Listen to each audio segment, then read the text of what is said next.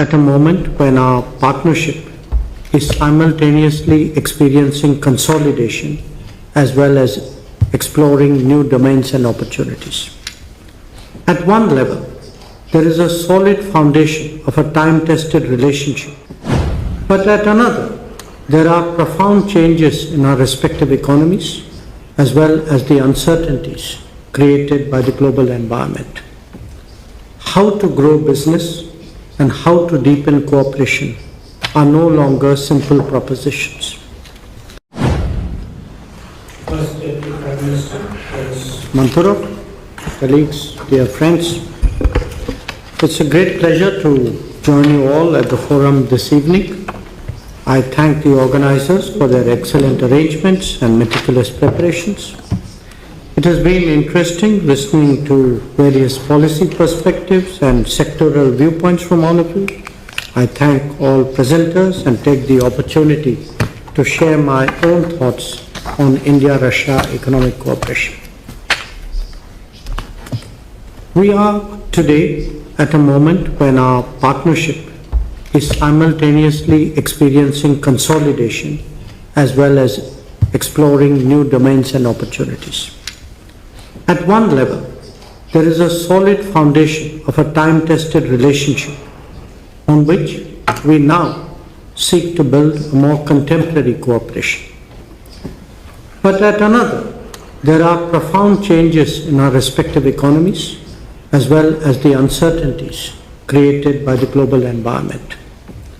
How to grow business and how to deepen cooperation are no longer simple propositions. Let me start with the big picture. In the last few years, we have experienced the impact of the COVID pandemic, of conflicts, of political and economic shifts, of new technologies, and also of trade volatility. Each was unique in itself, but together they hold some common lessons. One is the importance of dependable and steady partners. Another is the value of shorter and more secure supply chains. A third is the concern about over-dependence on a limited number of markets. A fourth are the vulnerabilities of being overexposed to a few suppliers. A fifth is the reliance on narrow connectivity and limited logistics. And perhaps most of all, the cost of insufficiently searching for new opportunities, partnerships, and domains. It is this range of concerns and challenges that our gathering seeks to address. Friends, that India and Russia have nurtured one of the steadiest relationships between major nations in current times is now widely recognized.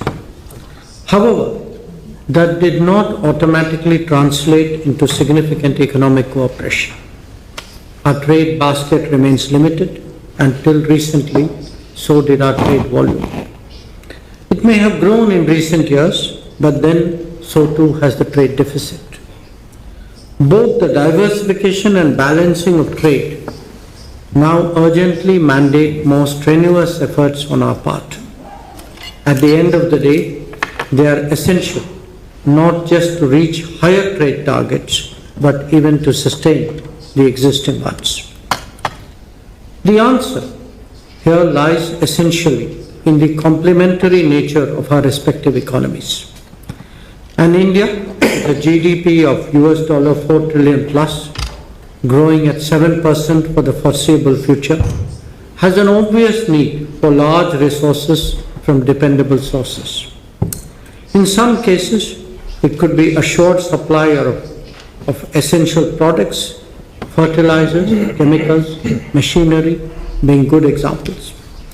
Its rapidly growing infrastructure offers business openings to enterprises with an established track record in their own country. The Make in India and other such initiatives have opened up new windows for foreign businesses.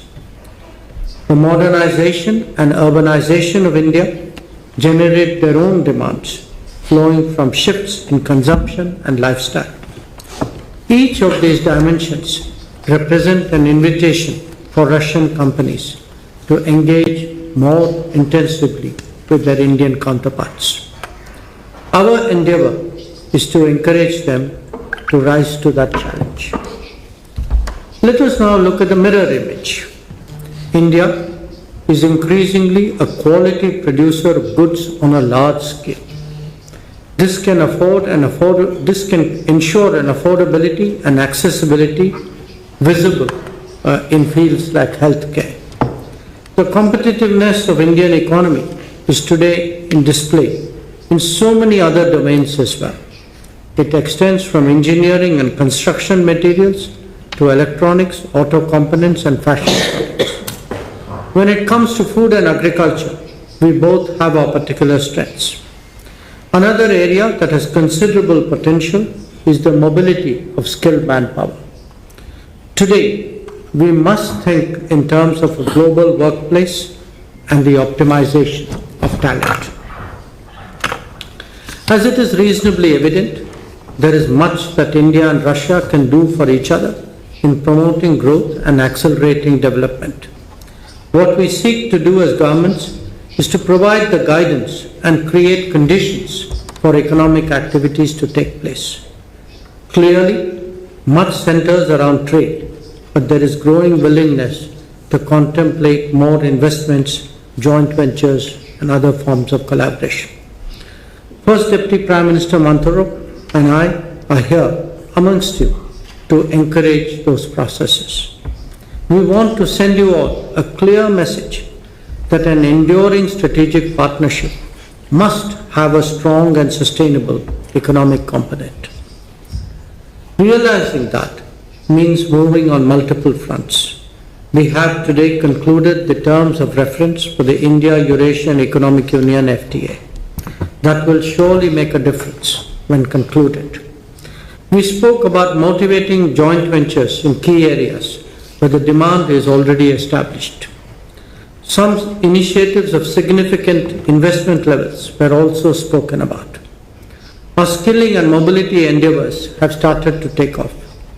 The desire to improve connectivity is also expressed through multiple options.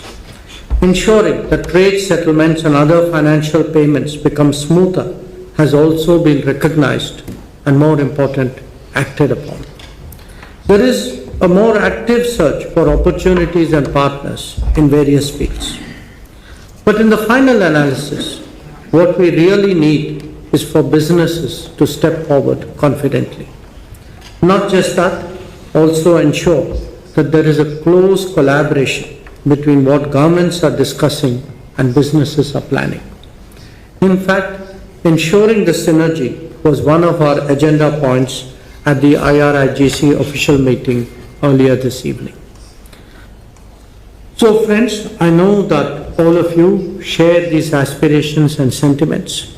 Your suggestions and experience hold great value as we seek to upgrade our economic cooperation.